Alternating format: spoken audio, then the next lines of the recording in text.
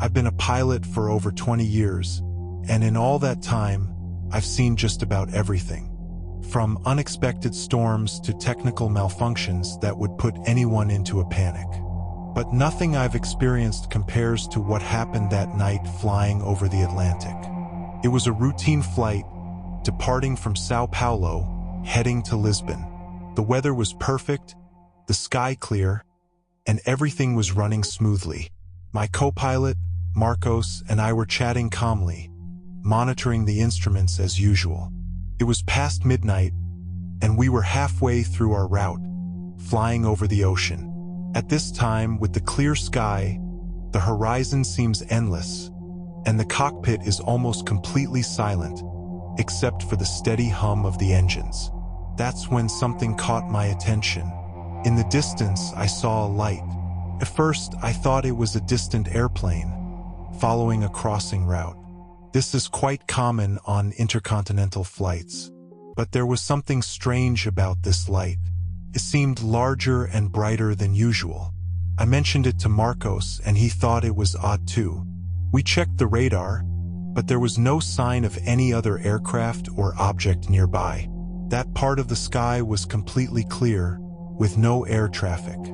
The light began to move, and that's when my heart started to race. It moved erratically, nothing like the smooth trajectory a plane would follow. It zigzagged across the sky, changing direction in ways impossible for any aircraft I knew. Something didn't make sense. "Are you seeing this?" I asked Marcos, already feeling a bit nervous. He just nodded, not taking his eyes off the light. Whatever it was getting closer. We quickly tried to contact air traffic control in Lisbon, but didn't get an immediate response. We kept watching as the light grew larger, until it seemed to be at a relatively short distance from our aircraft, though it was still hard to determine its exact size. That light moved with an unusual speed and seemed to change color, shifting from a bright white to shades of blue and green. I tried to keep the plane steady, and honestly, the idea of changing course crossed my mind, but with no radar signal, making any sudden maneuver would be risky.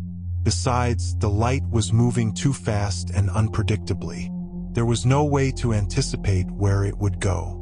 For a few seconds, it seemed to follow our plane, hovering at a constant distance. Then, as if following some logic of its own, the light began to ascend, straight into the sky. I stood there, mouth open, watching it climb until it completely vanished into the darkness. Marcos and I exchanged glances, unsure of what to say. We checked the radar again, but it showed what it had always shown: a clear sky with no traffic. There was no way that could have been a plane, a satellite, or anything I was familiar with. When we finally got in touch with air traffic control in Lisbon, we didn't mention what had happened. It seemed pointless to try to explain something we didn't even understand. We finished the flight in silence, our minds still stuck on what we had just witnessed. After so many years in the air, I had never seen anything like it. To this day, I have no idea what that light was. I've never seen anything like it again in my flights. But since that night, whenever I'm flying over the ocean, I always look out at the horizon, wondering, maybe for something else.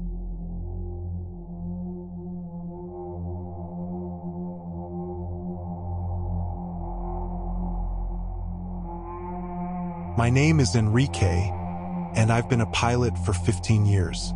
I've flown in various conditions, navigated through storms, and soared under clear midnight skies.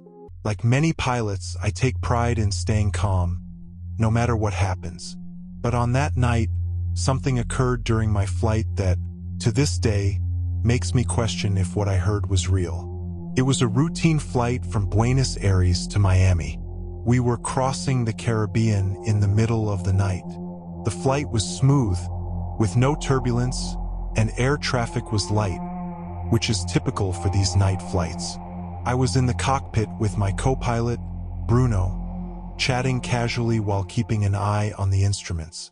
The sky was clear, and there were no signs of any issues. Then it happened. Out of nowhere, A voice came through the internal communication system, the same one we used to talk with the crew. It was a woman's voice, very soft, almost a whisper. She said something that, at the time, I couldn't quite make out. It sounded like she was asking for help. Bruno and I immediately looked at each other, surprised. We tried to remember if any of the crew had reported any issues in the back of the plane, but up until that moment, everything had seemed normal. I thought it might be a flight attendant trying to communicate, possibly dealing with some difficulty, so I picked up the radio to ask, "Does anyone from the crew need help?" I asked, expecting a quick response. But there was no reply. Silence filled the cockpit. Then the voice came again. This time it was a little clearer, but still faint. "Help me," was all we could make out. I tried adjusting the communication controls, thinking it might be interference, but nothing changed. The voice seemed to be coming directly from the cockpit system, and the strangest part was that we couldn't pinpoint its origin. Bruno suggested it might be a technical issue, maybe a bad connection or something like that, so I decided to check with the head of the crew. I called her directly and asked if there were any issues with the flight attendants or if one of them was trying to use the communication system. She answered right away, sounding confused. "Negative, Captain. Everything is under control in the passenger cabin. No one is using the communication system." That answer made me uneasy. The voice kept coming through sporadically, always asking for help, but growing more and more garbled. Bruno tried checking the controls again, but everything seemed normal. There was no system malfunction, nothing that could explain what we were hearing. And yet, the voice was still there. Minutes passed, and the silence returned. No more voice, no sound other than the plane's engines. The calm that returned to the cockpit only made us feel more tense. Bruno asked me if we should report this to air traffic control, but I hesitated. How could we explain that we were hearing a ghostly voice over the communication system? I decided we would wait until the end of the flight. We arrived in Miami without any further incidents. The landing was perfect, and the passengers disembarked without knowing anything. However, before we left the plane, I requested that the maintenance team check the communication system. They spent hours inspecting the panels and cables but found no issues. No signs of interference, no technical malfunctions. Everything was in order, as if the voice had never existed. To this day, Bruno and I still talk about that night, trying to find a logical explanation. Maybe it was a temporary glitch in the system. Maybe some external interference. But the feeling I had when I heard that voice, it's something I can't shake. It didn't feel like a malfunction. Felt real. Like someone was genuinely asking for help. Someone who was no longer among us.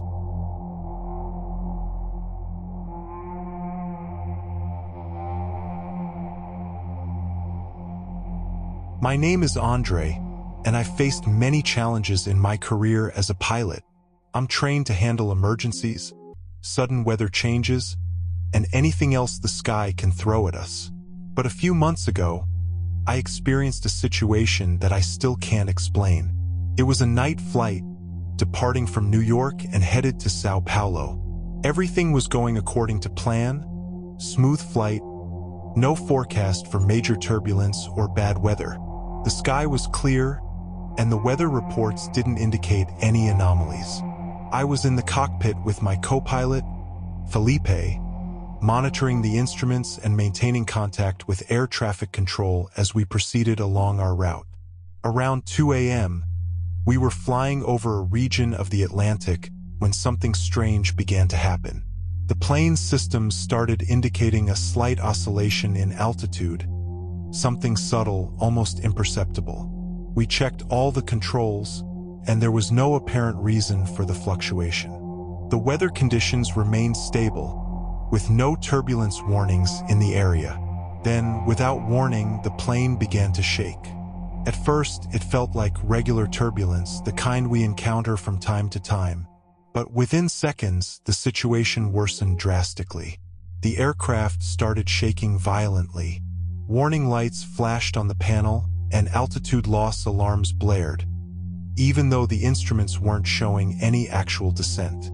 The turbulence was so intense it felt as if the plane was out of control. Felipe and I tried to stabilize the aircraft, but whatever was happening was beyond our control. I gripped the controls, trying to stay calm and follow procedures, but the plane kept shaking as if trapped in a storm. The strange part was that, according to the radar and monitoring systems, there were no weather anomalies on our route. Nothing indicated turbulence of this magnitude. We made a brief announcement to the passengers, asking them to fasten their seatbelts and remain calm. But I knew this was no ordinary situation. The plane kept vibrating, and the false altitude alarms persisted, even though the controls showed we were at the correct level. It was as if the systems were malfunctioning, but there was no visible reason for it. Felipe tried to contact air traffic control, but communication was compromised.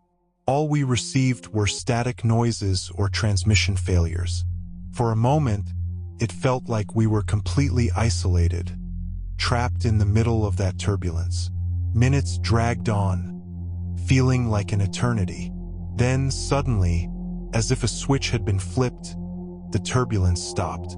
The plane ceased shaking, the alarms turned off, and the systems returned to normal. We checked the panel, and all instruments indicated that we were exactly where we should be. Correct altitude, normal speed, everything in place.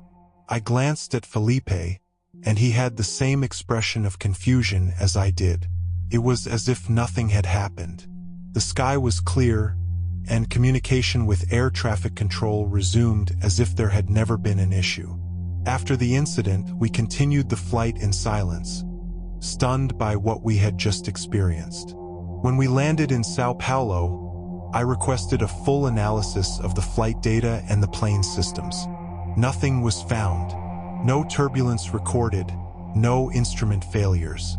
Whatever had happened that night simply disappeared.